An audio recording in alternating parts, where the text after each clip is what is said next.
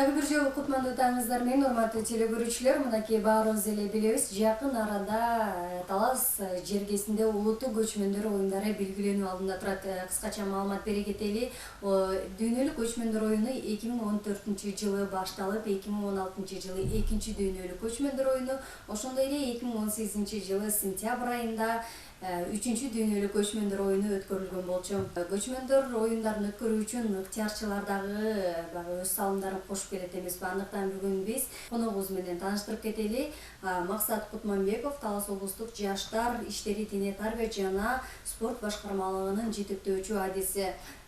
Максат, биздин студиябызга кош келипсиң. Мынакей улуттук көчмөндөр оюндарына ыктыярчылар учурда кандай даярдыктарды көрүп жатат? Менин билишимче, баягы ыктыярчылар силерге милдеттендирилген болчу. Рахмат, жалпы Талас эле кутман таң болсун. Бүгүнкү күндө өзүңүздөр билгендей, биринчи улуттук көчмөндөр оюндарына Талас эли жалпы жапа-тырмак жакшы даярдык көрүп атат. Биз өзүбүздүн бөлүгүбүз боюнча айта турган болсок, бизге ыктыярчылар менен иштөө бөлүгү тапшырылган.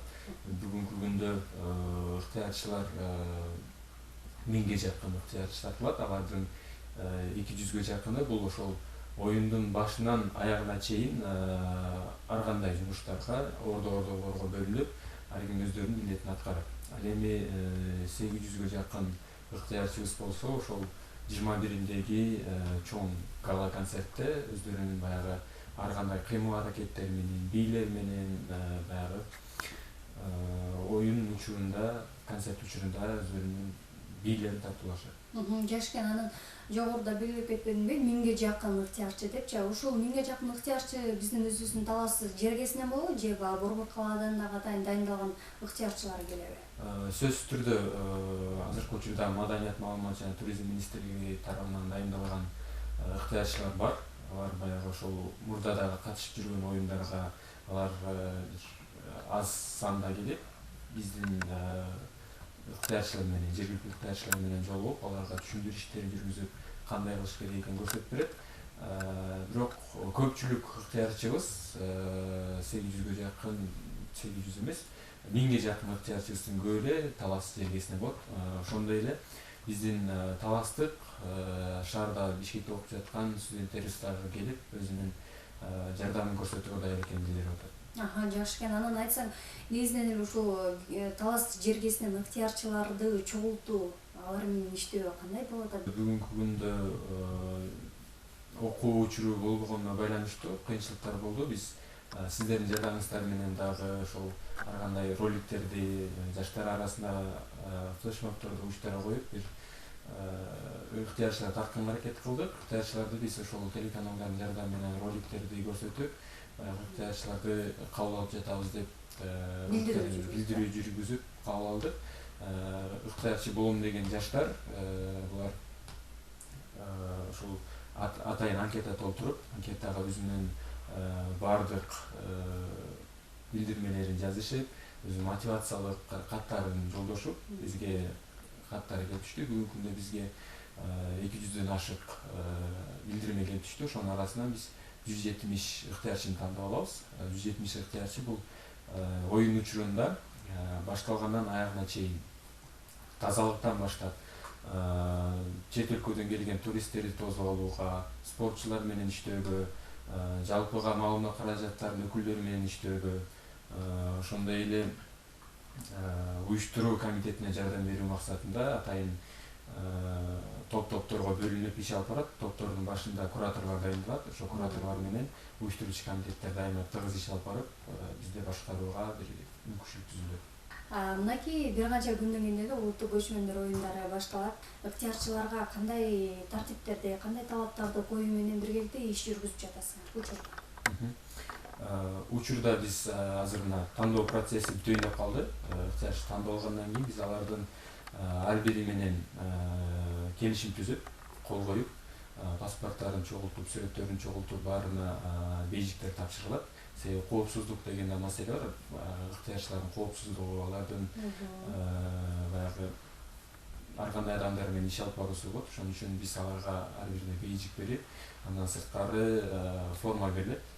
Биздин ыктыярчыларга ошол формалар менен башкалардан айырмаланып туруш үчүн ушундай иштерди жасап атабыз. Окуучулар дагы катыша алабы, ыктыярчы болуп же бул жерде студенттер элеби?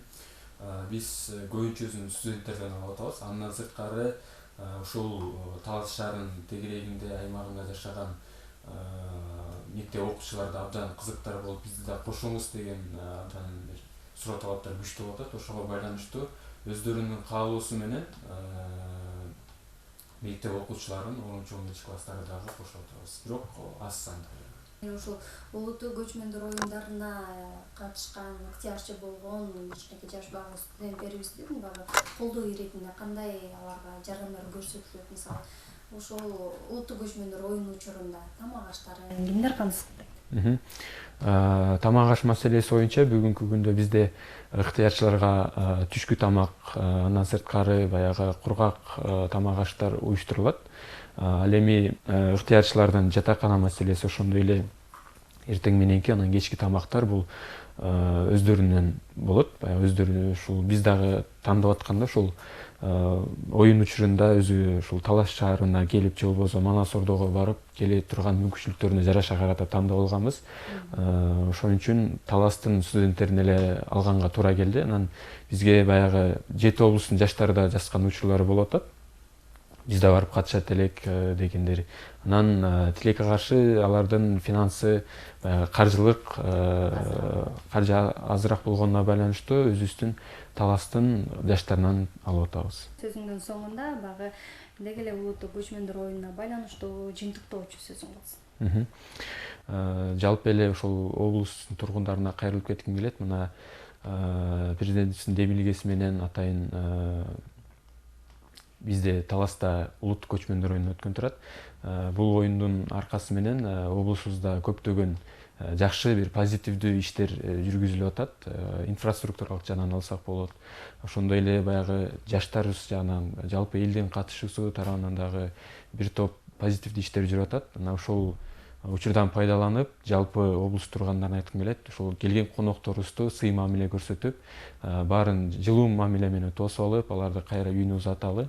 Андан сырткары ошол жаштарыбыз дагы аларга бир орой мамиле көрсөтпөй, сылык мамиле көрсөтүп, өзүбүздүн Талас элинин конок бейилдүү сый келерин далилдеп берели.